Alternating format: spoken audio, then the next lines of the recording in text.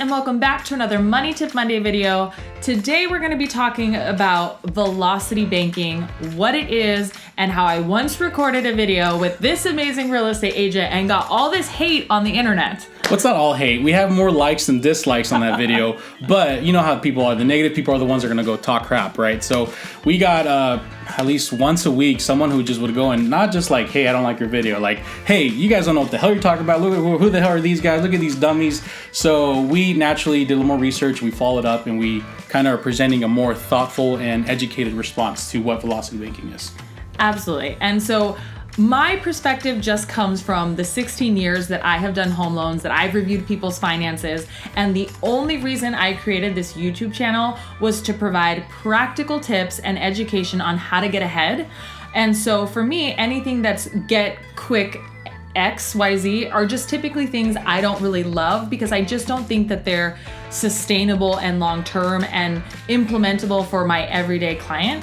So I just want to preface that because I think that when I was first starting this YouTube journey, I really tried to be very neutral about things. And I definitely have an opinion. I have had experience with this in the past. And I think it's just so super important for everybody who's watching to know the place that we come from versus just trying to start, craziness on the internet. Of course, I know what I'm talking about. I'm literally the #1 female loan officer in the whole country. So there wouldn't be that many people who come to me for my advice if I didn't know things, research things, and have your best interests at heart. Flex on them, Lizzie. Flex on them. Alrighty. Well, Lizzie, let's get talked to then. What the heck is velocity banking? It sounds very intense. And essentially the concept is you would leverage your real estate investment. So let's say you bought a house, it's worth $150,000. You owe $100,000 and you take out a line of credit for $25,000. Essentially that line of credit on your house, which is also known as a HELOC, becomes your primary operating account, right? So you treat this as your checking account. So essentially you pay all of your bills from there, and then whatever disposable cash flow is left over, you then apply that towards the balance of your primary mortgage.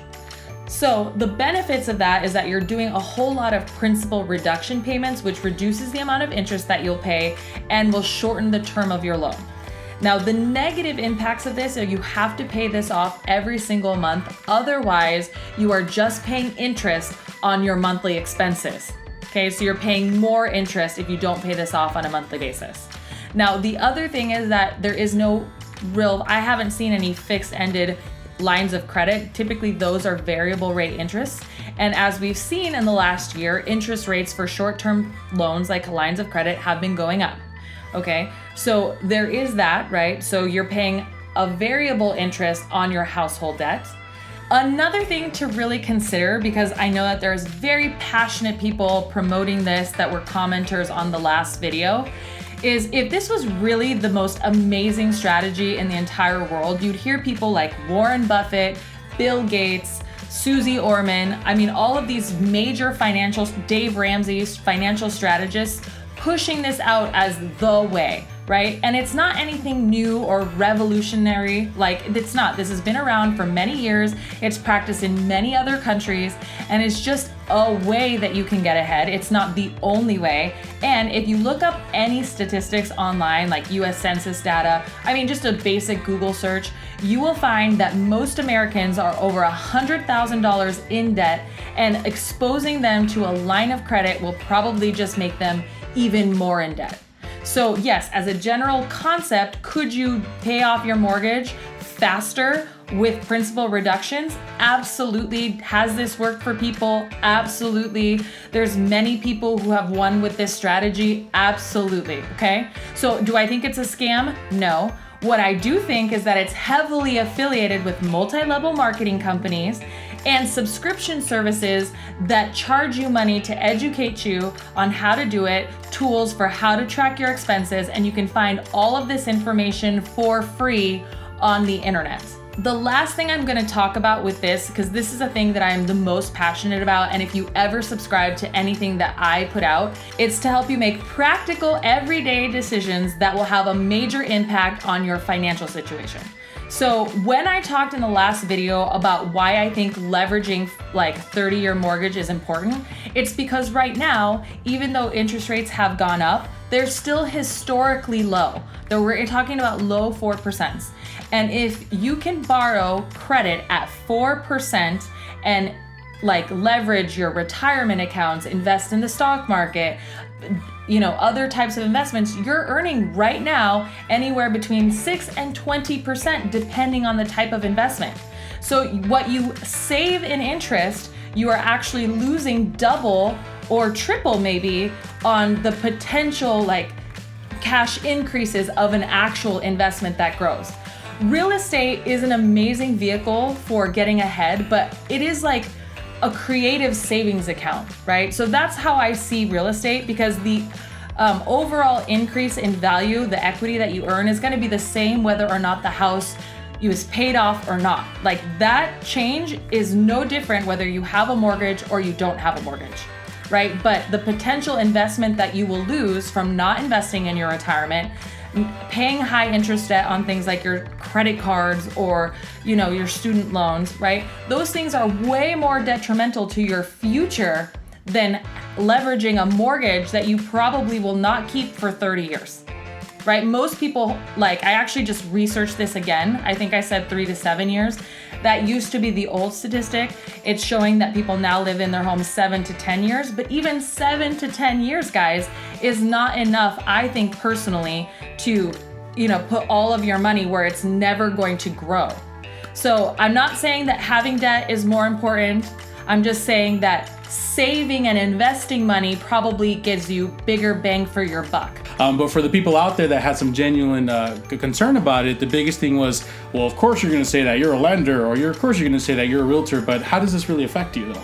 So I actually make all of our loans on purchase loans, just so that you guys know. I do some refinances, but if you actually pay time to research what I do, I'm a purchase lender.